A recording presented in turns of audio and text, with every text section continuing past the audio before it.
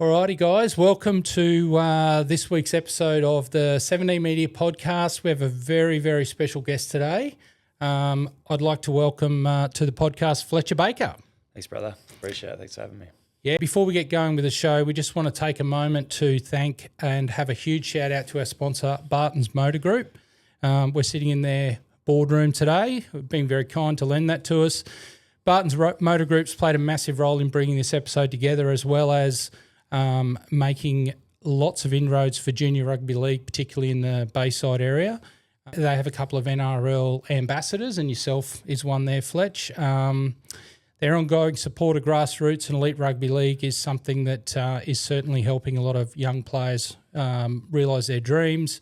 So if you're in the market for a new car, you need a trusted servicing, or you just want to deal with people who genuinely care, the team at Bartons Motor Group has got you sorted. And once again, massive thanks for getting you and your other ambassadors coming up on the 17 Media Podcast. We thank them for their help. So, mate, I guess we know you as an NRL player, but so I believe you grew up in Muswellbrook. So, yeah, give us a bit of an insight into how young Fletcher was getting into sport. Yeah, so obviously grew up in the Hunter Valley in Muswellbrook, and I moved out of there when I was 17. But to start all that, like I obviously have a sister, mum and dad, pretty close family. So all the family lived in Muswellbrook, which was good, and it was a real tight family. You know what I mean? Like we're seeing them every weekend, doing this and that, and I actually played a fair bit of golf growing up. Did ya? Nah, I was no good at it, but yeah, we'd do like Sunday golf all the time, and it was like, it was pretty cool. But With the family? With the family, yeah. Yep. And what was it? Yeah, so I obviously just grew up, played soccer. Played soccer until I was 15, which was a bit random, yeah. Yeah. But that wasn't too bad. And then I think, because my old boy always played football growing up, and I always sort of idolise your father. Sure. And then he went through, moved to Sydney. He was lucky enough to go with Manly, but I think he was in the reserve grade team there. And he's just a big mummy's boy, so he got a bit homesick, and obviously always sort of wanted to follow that. So I ended up playing football when I was 16, and I was pretty fortunate. I was big, long, and lanky, and I was a bit bigger than all the other boys at that time. But yeah, it took me a bit to actually get half decent at football. But yeah, I did that, and the rest is history, really. So you played. So you started playing soccer. Well, obviously weekend golf, but soccer first. So what age did you start playing soccer? Oh, it's a great question. Honestly, I reckon it would have been about like 4 or 5. Yeah, right. And and that was obviously, you don't have a set position then, so you always just sort of roam around the field and all that. But then, bit like Locust in footy, and you watch junior footy, the ball is it, and you just see the whole mob run around after the ball. It'd be interesting to see if they have those. You know how the young kids have the vest now? Yes. It's like first receiver and that? Yeah. They do that in soccer. But, I did that, and then I think when I was 12, I went to travelling soccer, which was like probably a little bit of a step up. I thought I was killing it. But yeah, I was always left midfield, and then as I got a bit older, I started going to the left back, which was it was weird because I always liked trying to like set up tries or save tries instead of scoring. Goals, sorry. But yeah, then I just sort of went to school, and all my mates played football, and then I was probably the only one really playing soccer at that time. And then one of my good mates, still to this day, he convinced me to play football, and I ended up going there, and and no regrets. So was there anything that, other than the mates, did you work out you weren't built for soccer, or did you think, I'm going to try something else, I'm going to try something? Because, I mean, unfortunately, I've got a couple of nephews that play soccer at a pretty high level, and it's a pretty brutal sport. It's 100%. pretty rough. As random as that sounds, 100% is. But no, I think if I stayed in soccer a bit longer, I would have definitely found out that. But I was always, as I said, like I was pretty tall and I was pretty quick back in the day. I don't have the speed anymore, but I wasn't too bad at soccer, and I really enjoyed it. But obviously, all my mates were on the other field, so I wanted to do that. So, sure. You would have got a fair bit of athletic endurance out of soccer as well. They do some Ks. Well, I think as a country kid, mate, we you build a pretty good aerobic base. You know what I mean? Like, I'd finish soccer, and then I always had one mate that watched. He was a year younger, and he would watch us play. And then we'd get in my mum's car, go past his house, pick up his push bike, Yep. and then on the way home, because it's a little country town, Yeah, you're yeah. going past all your mates' houses trying to find where the BMX Find out. bikes are. Yeah, And that's awesome. Mate, I reckon, yeah, like I was a pretty fit kid because all you Yeah. did was just ride push bikes out Yep. there and just do all that. So Yep. it wasn't Yeah, too bad. good stuff. So when you first started playing rugby league, who were you playing for? Musselburgh Rams. Yep. So yeah, I started playing for them, and So that was what, 14, 15? 215. Yeah, so I would have right. been 16 that Yep. Boxing Day is my birthday, so I Wow. was 16 for that year. But So a long, a late start. Like for people that find themselves in a starting 17 for the NRL, there wouldn't be too many that started playing league at 16. nah, not at all. I don't reckon. I know Herbie was a good player. Yeah, but yep. I can't put myself on that same Yeah, level. yeah. Yeah, but Yep. That's yeah, a it's late. bit That's a random. late start. Yeah, Yeah. it's a bit Yep. random, but yeah, I think I was obviously pretty raw. I still reckon I was pretty raw till I got picked up and went to Roosters, obviously. Yep. But bush footy, there was just everyone that was like, I don't know, it's not a bag league. Everyone's pretty fit. Everyone's pretty Yeah. strong. So Yep. I think I just had to like toughen up on that side. You know what I mean? Like I obviously played soccer for a while and probably had a bit of a soft underbelly growing up, and I was just looked after really. But and then yeah, I got to football and I was just really raw till I got to Sydney, and then obviously you learn a lot in football, and like I went to the right team at the time, obviously, because like Robbo and all those coaches at Roosters, like They were all there then? Yeah, 100%. Yep. And they really care about like sort of teaching you football and like not just making you good at running, not making you good at D, but like sort of gives you all the little details on that. And like I just find that like I always just wanted to learn, and yeah, I think I'd learn a lot of them. So, yeah, you started playing at 16. You would have had a fairly rapid rise, and were you always playing in the front row? Nah, so I played second row. And Okay. then, Yep. So after my first year of 15s, I think it was, I was pretty lucky enough to get into the summer squad for the Newcastle Knights. Yeah. And then, I did all. Anthony Gleeson was the coach then, and he really cared about his players too. Like he was a good bloke. It's funny enough, I ended up going to debuted for Wynnum, the Roos, my first year of 20s. Yeah, Just right. got the call up, and Yep.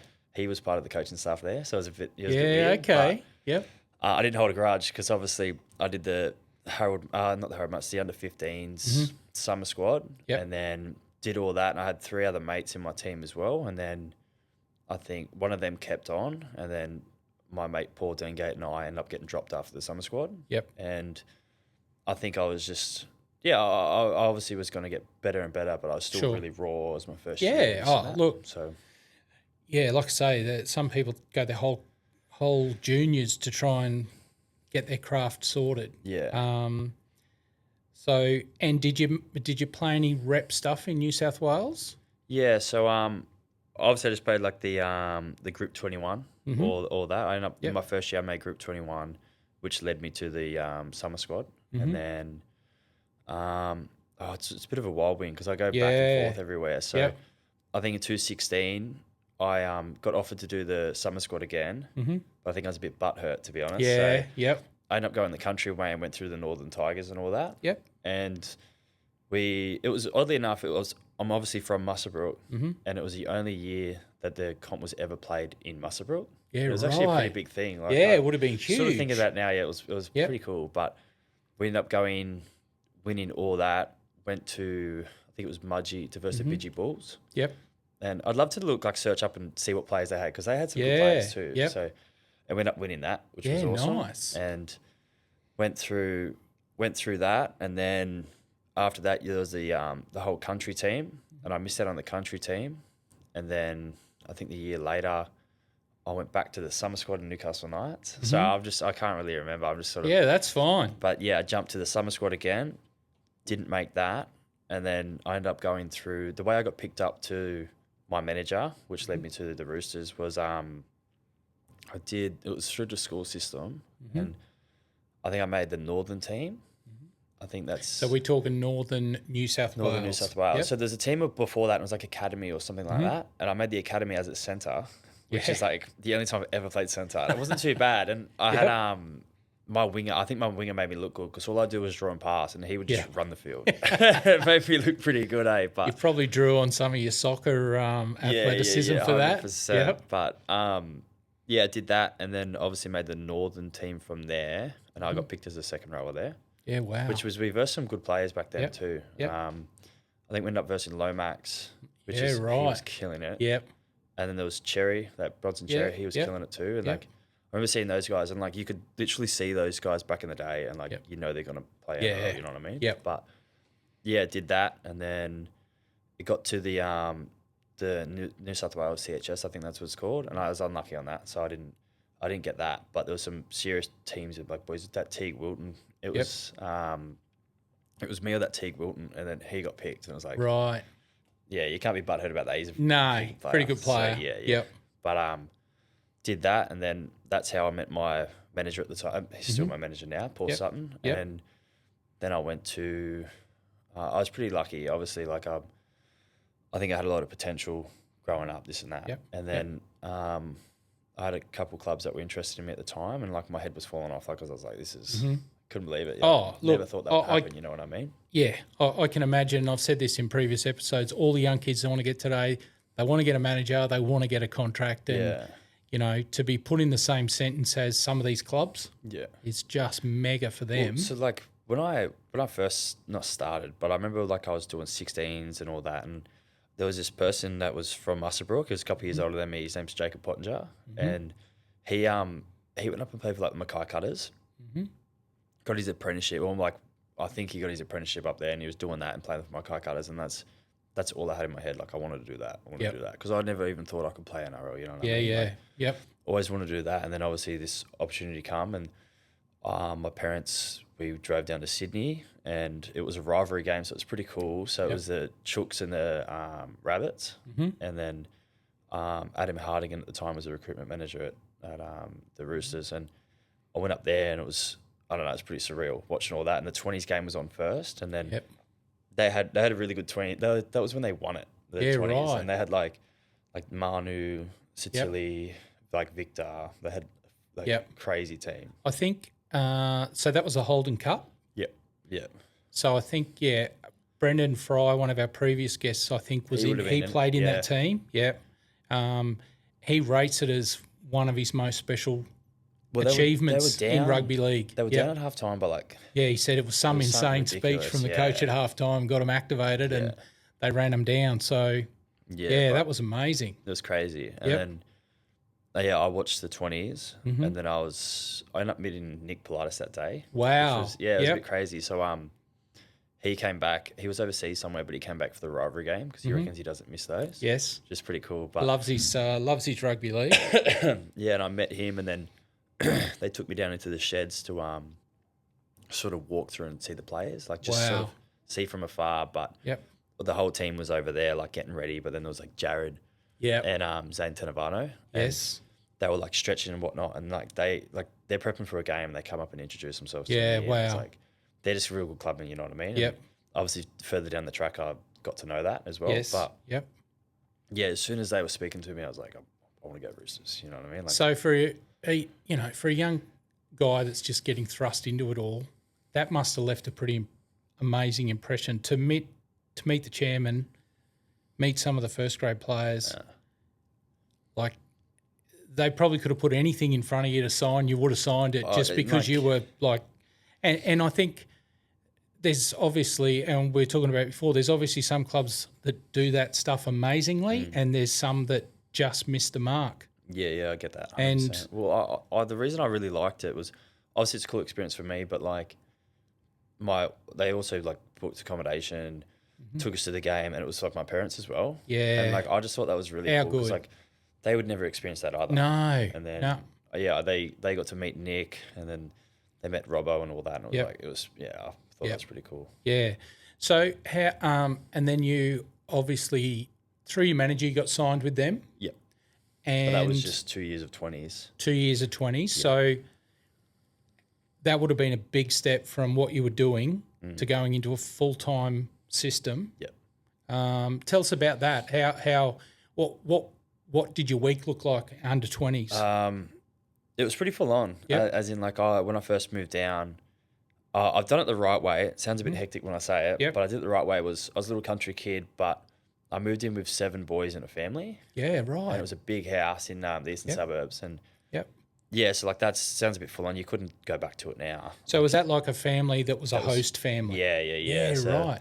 Her name was Aisha and Leon. Yeah. Cam, and they were legends. Like they did a couple families, so they took like care of the boys beforehand, like Cecily and all those boys as well. And then I went in with a couple boys, and like I'm still good mates with those boys. And funny enough, BBH Bailey Bentley Harpe was in that room as well, and I versed him on the weekend. Oh, really? Yeah. Okay. A bit weird. Oh, but, that's gold. Yeah, so it was pretty cool, but there's 7 of us, and at the start we were sort of trying to find our feet, but like my dad was always big on me, like I had to work, you know what I mean? Couldn't just bum around. And so when I first got there, I worked in the city at Victoria Park. I was like a lifeguard. I don't even know. I was just like I was like a lifeguard, but then I also worked in the gym. So like, I sort of just got told what to do, and I was like, yeah, sweet. But I did that for a while, and then it was pretty full on. So you wake up in the morning, you go do morning weights, and then I'd go straight from there straight to work. Work till about 2:30, and it was a bit of an awkward time because then I'd go home for like an hour and then go to training, which was at Henson Park. And then we did that for a while, and it was like it's pretty full on days. So I reckon you'd probably just go, what is it? It would be Monday, Tuesday, Wednesday off, and then Thursday, Friday. Right. And then you don't do weights on Friday, I don't think, because that's normally captain's run. But yeah, so you always wake up, do morning weights, then go to work, then train in the Arvo. So it's pretty long days. When you look back at it. But you get in that routine, it doesn't even feel that bad. And you're with like all your mates are like living with you, and you go training with them, doing all that. So and then obviously on the weekends you just, I don't know, like you sort of explore Sydney in a way. Like we just went to the beaches and all that, and obviously played, which was that was the right way to do it. Like that was so with cool. 7 of you in the same family in the same house, there's obviously someone to hang out with it all the time. 100%. Yeah. So I had at the start Mackenzie Baker. He's from Townsville. He's a good little player. He's up there now, and I had him, and he was my roommate at the start. And Tremaine Spry. Trey was, I think Trey's from Brisbane, but he was playing for the Titans for a little bit, and then now I think he's at Redcliffe. Yeah. Okay. But, so there's 3 of us in a room, and it was it was just a bit much, but like it was cool because it was like my first time. Sort of felt like I was just having a sleepover all the time. But, couldn't go back to it now. I'd be a bit full on now. But I would imagine so now. Things have changed a little bit. I mean, I remember school sports. You'd never stay in a caravan park or a hotel. You'd always go and get billeted out by someone, and you'd be with some randoms. But we had a ball. Yeah, 100%. We loved it. It's funny that frequency you talk about. Like some of the, as you know, we're all about sort of pathways, and we talked to John Buchanan from the Seagulls over there, the coaching director, and you know, guys that are rocking up to training and doing an hour twice a week for club, and then they jump into, like, say, Rep, Mal Meninga, Cyril Connell. They're doing 3 2-hour sessions a week. There's obviously a lot of stuff, extras, and that you need to do to make it in rugby league. Did you find once you got to that transition, then moving to full-time NRL, was that another step again? Yeah, 100%. So I did 20s, and I was playing second row at 20s the whole time, and I was just enjoying my football and enjoying Sydney, you know what I mean? Like I sort of just moved there. All my mates who just turned 18, so like, it's good fun. And then over the what was it? Over the break, I think this is how it went down. I went back home and I was working like for my uncle. He owns like he owned a scaffolding thing, or he was like the good honest work. Yeah, and I was a little yardie. It was crack up, but I did that, and then I ended up getting a call from Robbo, and he wanted me to till Christmas, like at train and trial. And like I was like, fuck, head fell off. How good? How good? And then that was the toughest time, man. Everyone talks about how like Madge has hard pre-seasons and all that, and don't get me wrong, he does. But I was a little second rower, not little, but like lanky. And when I first got there, and I had a meeting with Robbo, and he's like, "Oh, mate, like your attributes, this and that. Like I see you as a good middle." And I was like, "Oh," and I was like, "Oh, okay." And then they're real big on their wrestles, so they do wrestle Tuesday, Thursdays, and then obviously if you look at the the cattle they had then, like it was like Jared, like Zane Tanavano, Siwa Tokiaho. Yeah. And then there was some young boys like Josh Curran was there at the time, and then Pawasa, Farmasili, and it was just some tough young boys, and then I was getting smoked every wrestle, like it was it was full just on. chucked me in the deep end hard. And obviously at second row, like in 20s, it's a lot of like I think 20s is who can everyone can attack, is who can defend the best, you know what I mean? So like if you look at 20s, it was at that time, I don't know about now, but it was always like 36, 38 or stuff like that. And then I think it was just like, I got chucked in deep end. Roosters is a big defensive club, so like, it was the toughest preseason. And then we had a wrestle camp on the last day, and then halfway through that wrestle camp, Robbo's like, we were just about to have lunch, and he goes, "Mate, come see me after lunch." And then I didn't even come see him after lunch because we had lunch, and then we went straight to like the next day, straight to the next thing, and then like I saw him at the at this wrestle gym. He's like, "Mate, what are you doing?" I'm like, "Oh, mate, like sorry, mate." I was flat out, but that was cool because then he said he wanted to keep me on for the whole preseason. Yep. So I went home and I was like, I was over the moon. I can imagine the feeling that would be after. It was awesome. And then, so then I obviously did all January as well. I think we did. I think I went to Queenstown too. Yeah, I did. I went to, because you know how the Roosters do the Queenstown camp. Did the Queenstown. That was the first away trip with the boys too. That would have been pretty wild. Oh, it's just a cool experience. And that's half like bit left of field right now, but that's like I love football for those experiences. You know what I mean? Like, obviously to play football as a job's awesome, but then the experiences you get to do as well. Yep. Like pretty awesome. Yeah, 100%. Like I went to Queensland a couple of times with Roosters, Byron, and then I was lucky enough to go to America last year with the Bronx. So it was like, it's crazy to see what football can do for you. But, well, that's it. And their money can't buy experiences, and their money can't buy access. And like you can, obviously you can use money to like go overseas, but then you're not with about like 20 of your mates. You know what I mean? Totally. Like it's a big old dream, eh? But. And you know, like you can't buy sideline access to the game. Like you guys get the best seat in the house. 100%, yeah. So tell me about wrestling with Jared WiaHara. All those boys, yeah. That would have been hectic. Yeah, 100%. Like the way he trains is the way he plays. Yep. And like like you'd learn a lot off him, but like just of how he carries himself as a person. And I think Angus Crichton's the exact same. Angus trains. He fucking trains hard, bro. Just to see like the standard of how it is. Like everyone will be having a laugh, this and that. They still have a laugh at training, but like when you train, it's time to go. You know what I mean? And like, it's game on. That took me a little bit to get used to, and obviously I think you got to be very professional to be training like that because you got to recover well. You got to do all this and that, right? Yep. But like, those boys, like, and like Victor was like, he's just the hardest trainer as well. He's just obviously a little bit tapped. He just plays the game so tough, doesn't he? Like 100%. they all do. The Roosters have got a real hard edge to their forward pack all the time. But JWH is just some of the clashes that we've witnessed with him over the years is insane. He's a tough trainer. That Zane Tanavano was real. He's a real tough trainer, and he was. I think he was only there for a year or two when I was there. Yep. But he was like Jared as well. Like they train how they play. Yeah. I think I learned a lot, and I want to like sort of play how Lindsay plays. As in Lindsay was sort of he was obviously started preseason.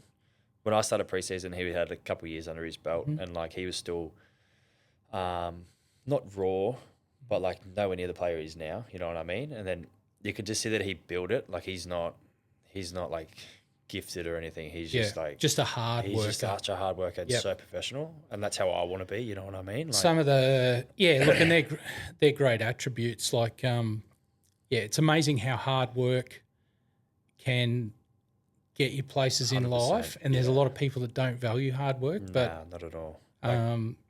Like yourself, like you know, you've just come through an injury, and now one game in the Queensland Cup, and you're back for your second game in the Bronx. So whilst we didn't see you on any team lists over the last few months, obviously with your permission from physios and stuff, you were working your backside off to get yourself to the point where 100%. you're ready to go when your body's healthy. Yeah.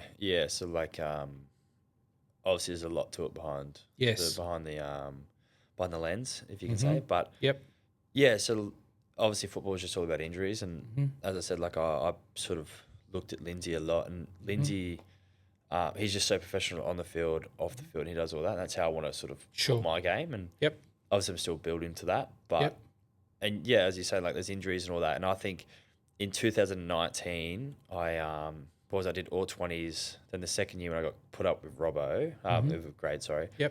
Halfway through that year, I did my ACL, and it was like, it was tough. But looking back at it, like it probably helped me. You know what I mean? As random as that is, but I learned a lot off that, because I honestly thought I was bulletproof. You know what I mean? Like bit of country football, then got put to grade eventually. You know what I mean? And that sort of taught me a lot to be more professional and this and that. And yeah, like I obviously just learned a lot about myself, and it probably gave me a good time to put a bit of size on as well. So I was always a bit lanky, and then I did that. But just coming back from my ACL, it was the longest rehab ever, because I did it in 2019.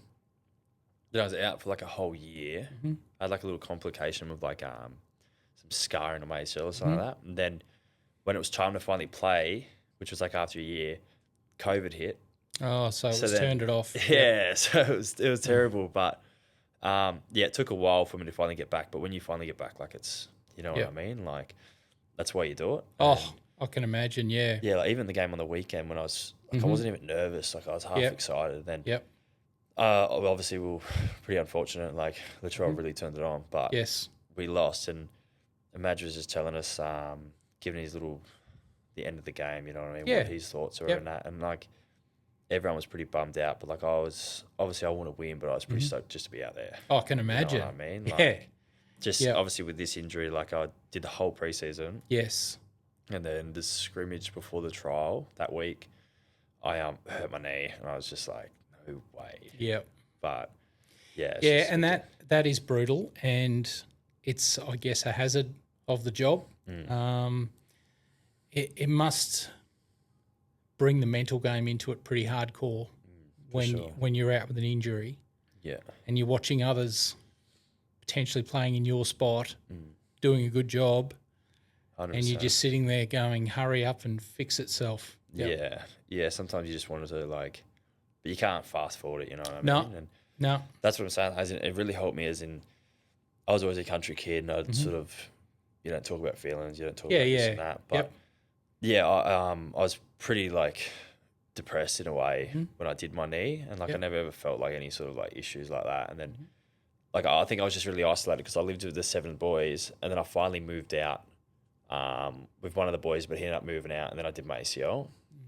So I was just really isolated, you know what I mean? And I was going to train, and I'd do weights when the boys were on field, and then when the boys would come in, I'd go out and do field. So it was just, it was real tough, and I was away from my family, you know what I mean? So but pretty isolated. I obviously got over that, and I obviously got a bit of help for that, and then it's just actually there's a bit of growth there, you know, which helped. Yeah, I guess that the mental side of it is a tough thing, that the kids of today seem to be getting some good support. There's a lot of clubs now have, welfare officers and things like that. So when they're injured, I guess they have the opportunity to be able to hold their hand, but you'd probably experience a great deal of that in your NRL career, particularly at the Broncos. I'm sure that they have the right people for every aspect of their athletes. Yeah, 100%. There's obviously always people to help you, and then I think if you want to take your game, personally I don't, but I know that a lot of people have sports psychologists and all that. Yep. And that's only going to help you, you know what I mean? Oh, for sure. And especially with there's a lot of criticism in football, and I think I found that out last year. I didn't have the year I wanted last year, injured a lot, and I was just obviously this and that, but you don't really need to buy into all that. No. But if people do buy into that, obviously there's only going to be help for them too, which helps. Yeah, for sure. And I think, the public can be pretty judgy at times, 100%. unfortunately comes with the territory, I guess. Put yourself out there, but ultimately at the end of the day, you're all humans. You just play footy and, it's it's your part of the job at the end of the day. Yeah. Well, it is, and it's a shame because it's in all aspects, but which is good and bad because you get some. I can imagine you get some amazing things from your fans and feel good and just like would be awesome to get to the front and two rows at Suncorp Stadium, packed house. Yeah, teams going well, you're winning, but then again, there's also that dark side to it, which. Oh, if you're in the spotlight big time, I reckon it'd be like for people sort of like I'm not really in the spotlight, you know what I mean? Like, and like I don't really see it too much, but if you're in the spotlight, I'd imagine that would be tough. Yeah, you know what I mean? But it sure would be. So, what's the main thing that you could say to like young kids now that on that journey that you're on? What would you say to them just in terms of them trying to realise their goals? Like what are the key attributes that you reckon work for young guys and girls playing the game? No, I just calling me there a bit. Yeah. But well, hard work's one, obviously. 100% hard work's that's one, but made a pillar of your career. You also can't like if you don't. Like, I always had a bit of a passion in it. I didn't think I could do it, you know what I mean? But I loved football. Yep. And, like, I'd always play football and I'd always just try to be better. And then, obviously, you go to train and it's not like you could just be a bit cliche and say, like, oh, you got to do everything at 100%. And, like, obviously, that's something going to help you. But, sure, like, I got to train and I just love training with the boys. I just love getting around it. And I love sort of, like, I help you, you help me at training, you know what I mean? Yeah, for sure. It's only going to help that, but I think you obviously just got to be really passionate about it. And then if you want to take it to another level, you got to be professional in the sense of like, everyone parties and all that. Like I get that, but I think it's how you after training or before training is in like just your recovery or your prep. And I didn't know that till obviously I had a couple of injuries, but I think after training, like you got to do your recovery and all that. And then before training, you just got to be really professional in your prep and make sure that you actually are 100% going instead of like just rocking up and training half-assed, you know what I mean? Yeah. But I think you just got to be passionate. You obviously got to be hardworking and you know what I mean? And like it all sorts itself out. Like if you're around all the boys and having a good time, like you're enjoying it. Yep. If you're enjoying it, you're going to play good football, you know what I mean? Yeah. Yeah, and look, I guess that goes for all walks of life. If you apply yourself and have a crack, then, ultimately most people can be sort of whatever they want to an extent, have a go. So the when you switched to the Bronx, talk us through that. You left the Roosters to go to the Bronx? Yeah.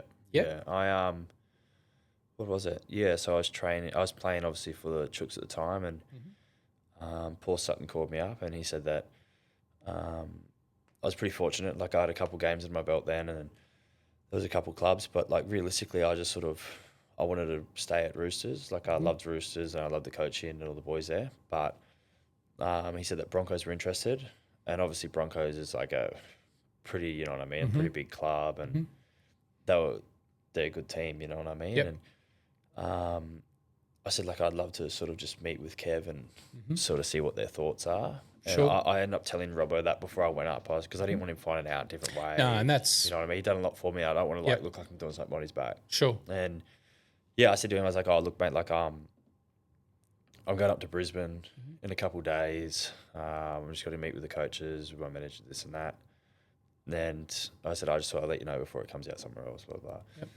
And he would have respected that, wouldn't he? Yeah, he did. And he goes, oh, like, his thoughts were like, oh, why are you going there? And I said, oh, look, mate, like I obviously just, like I like Roosters, but I just want to see what their thoughts are. And he said, everything's going to be bright, nice and bright and shiny and all that. And like 100% you get that, you know what I mean? Yep. But I went up and I met with Kev and the Cardi and all that. And then, the facilities are awesome. Like you're blown away. Yes. And it's a big town, big rugby league town, which is cool. And then I sort of met them and they said that Flegler was going away and it was a good opportunity for me, this and that. And then I was pretty blown away. Went back, met with Robbo, and obviously I wanted to stay at, like, sort of Roosters was my home. Sure. You know what I mean? Like, that's where I grew up. Well, not grew up, but, like, started my league. Yep.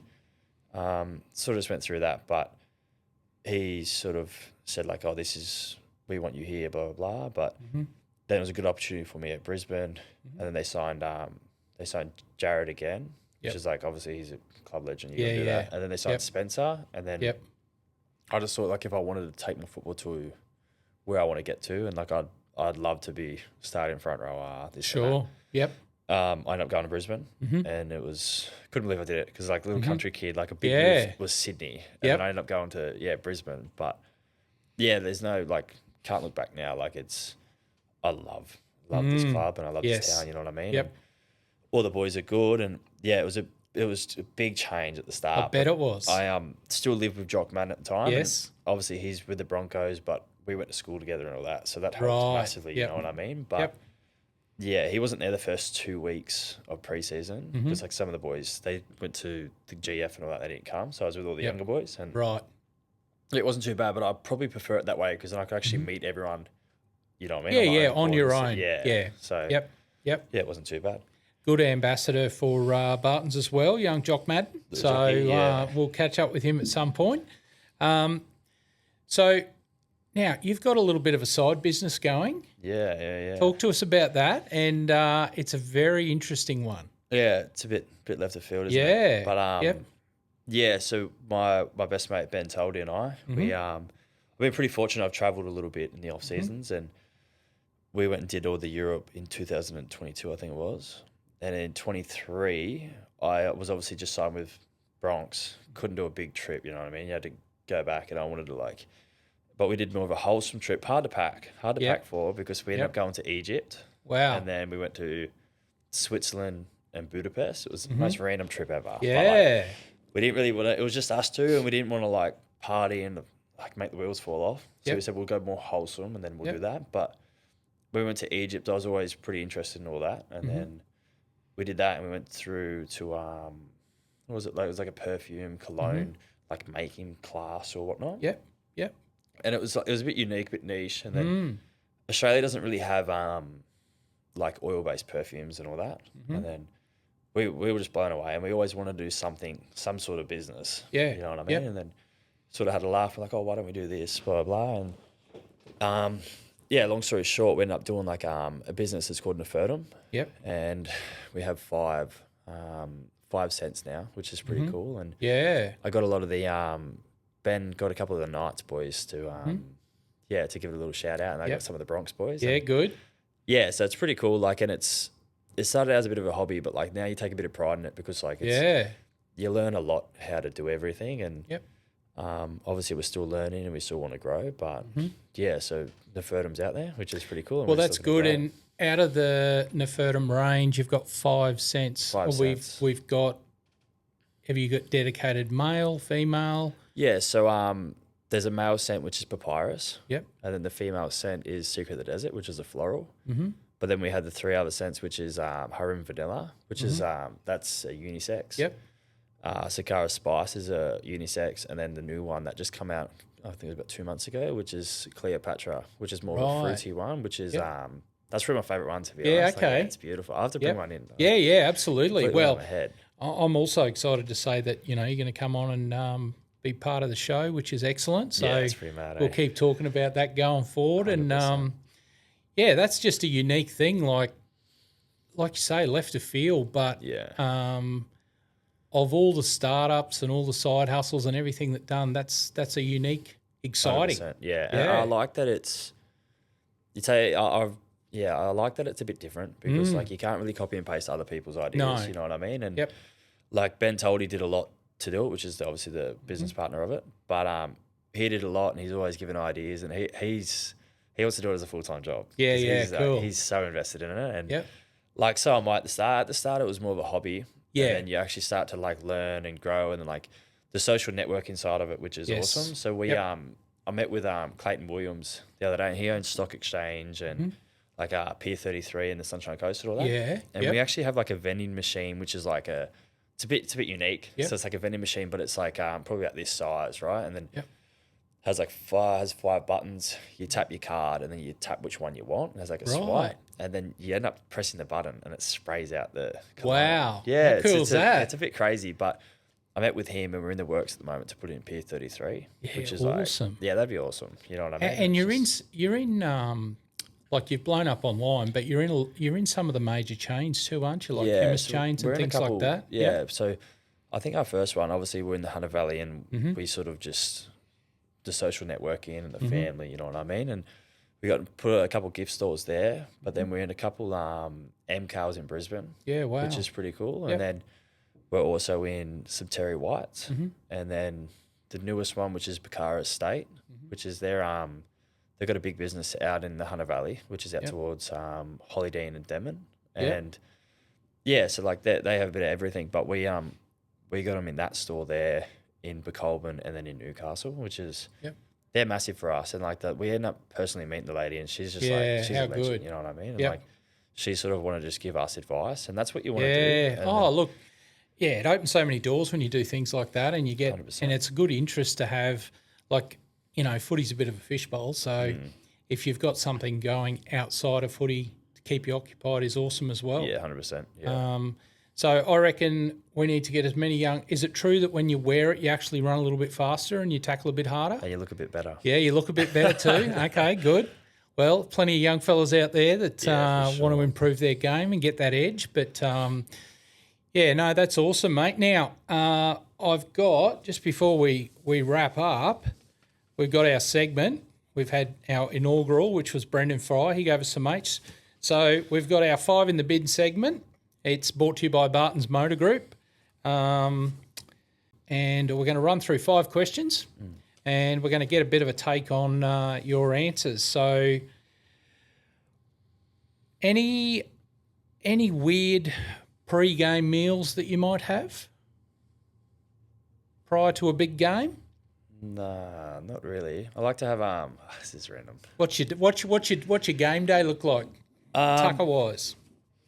Nah, yeah, like I'm not really routined in a way, you know what I mean? I don't have any rituals or anything, but like I sort of like the carb up, you know what I mean? Like in brekkie. Last year I was probably eating the wrong food, as in I sort of after I had a couple of injuries and I started actually really diving into it. But like I'll just have heaps of eggs, some toast, avocado. I like to have heaps of carbs, and then just more pasta. I don't like to have anything too heavy, you know what I mean? But before the games I have a bit of honey, which is random. And at halftime, everyone has like the Gel Blast and like Gatorades and that, but I still have honey. I don't know why. Yeah, okay. But I don't probably cut that out. But. Might be the Nefertum in you, mate. Just get that sweetness happening. Bit of a spray at half time. Everyone's like watching Magic selling everyone. I'm just going. Everyone's on the pickle juice, but you're on the. You'll be right, mate. You'll be right. Okay, good. So a bit random, bit of whatever you're feeling. So when you're a junior, is there a team that you desperately wanted to play in that you couldn't? Like, is there a jersey that you desperately wanted to wear but it just didn't work out? Nah. As in, like, that's what I said. Like, you pretty much got all the things you. I was pretty lucky. Like, I was obviously. Yep. I would have loved to have cracked the Newcastle Knights back in the day, but like, can't crave a spilt milk, and like, I was pretty fortunate just to get in that position to like even get considered. You know what I mean? So like, I'm pretty lucky and pretty fortunate for everything I've done. You know what I mean? Even though I pulled up short on a couple of those teams, like still here. You know what I mean? I'm pretty grateful. And that's the thing. I've you're right. You can't look backwards. You got to look forwards. I've said to a few of the young fellas that are playing with the Cyril Connell teams and Mel Meninga teams that have sat out the year and been in the squad and said, well, yeah, okay, you might be disappointed that you didn't play, but at the end of the day, if you're given the opportunity knowing that you could train with them for the whole preseason and through the season but not play, would you do it? And the answer is 100% yes. Yeah. So, which is good.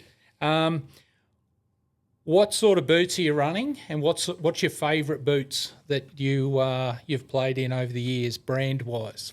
It's like Asics. Yeah. You know what I mean?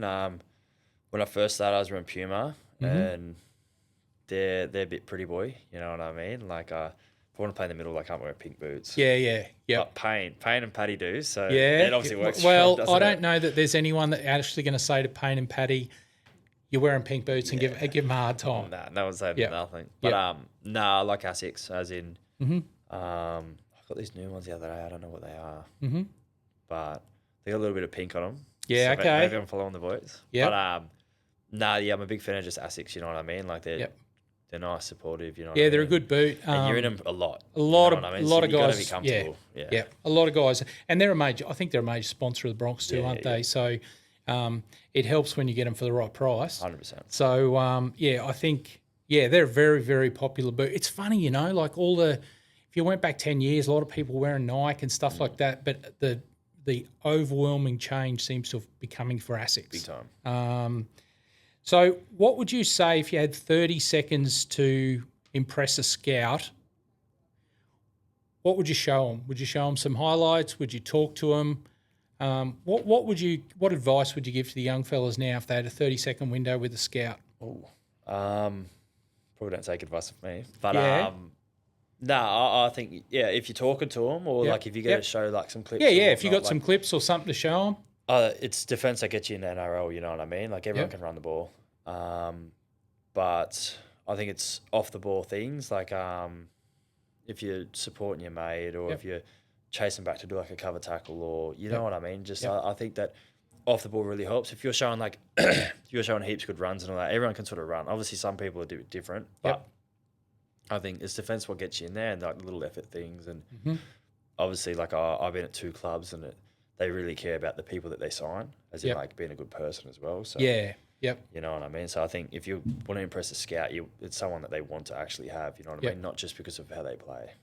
Yeah, that's good. And people can take a lot out of that. Defence gets you into the NRL. So, and that's where, the workload is in the middle, isn't it? Like, it's defence. Well, everyone, you know what I mean? Everyone loves to run the ball. And obviously, like, you always still build your game. And obviously, I'm still working on defence, you know what I mean? But, I think I remember when I first got to Roosters, and that was a big thing that Craig Fitzgibbon used to say. And Robbo was like, everyone can run it, but you need to learn, you know what I mean, to D. Well, that's the thing. It's a game of inches, isn't it? And ultimately, if you can slow their progression down as a team in your defence, then you go a long way to winning the yardage battle at least. Yeah, not Robbo. Sorry, Madge is real. He shows a lot of stats and all that about like momentum and that. And obviously, you got to slow down to like get momentum back. But everything is about momentum nowadays. Like I've never really took it to detail, and like you just think, you pick it up, you put the ball down, sure. But it's literally like who wins that. Yeah, you know what got I to win that momentum. Lastly, who, like you're lucky you don't have to play against Payne at the moment, but who's like you wake up on game day and you got to play your opposite number. Who's the toughest and hardest to tackle? Like when you go, I'm going to have some extra Wheaties today because for like another team, another front rower in the comp. Who do you find? You got your work cut out when you're up against them. Oh, you'd hate Payne, wouldn't you? Yeah, just Payne and Caro would be tough, and you can't play yourself. So let's not forget that you can hit fairly. I'd be licking my lips if I see myself on the other side. No, I'm not too sure. Obviously, there's some that I'm a big fan. I'm glazing right now, but I'm a big fan of that Joseph Tarpany. Obviously, I like the way Payne plays, and Paddy's a smaller body, but he's still he charges. But I'm a big fan of how he plays. But like you don't wake up and go like, I don't want to verse him. Do you know who I don't like versing like backs? Yeah, like okay. When you see someone like, they can step like a Toto or someone that's real steppy, like you hate that because like it's hard. You don't want to. They can make you look ordinary quickly, can't they? You don't want to be. You don't want to be sitting at A or B really wide, and then there's like a steppy person coming at you because you just go, oh, fuck. Yeah, it's going to be hard. It's going to be a tough one. Front rowers aren't too bad, you know what I mean? So, I suppose you're used to the collision, aren't you? And you have a go. Like, there's a lot of people that said that, always Petro was a handful back in the day. It would have been ridiculous. Yeah. That's good.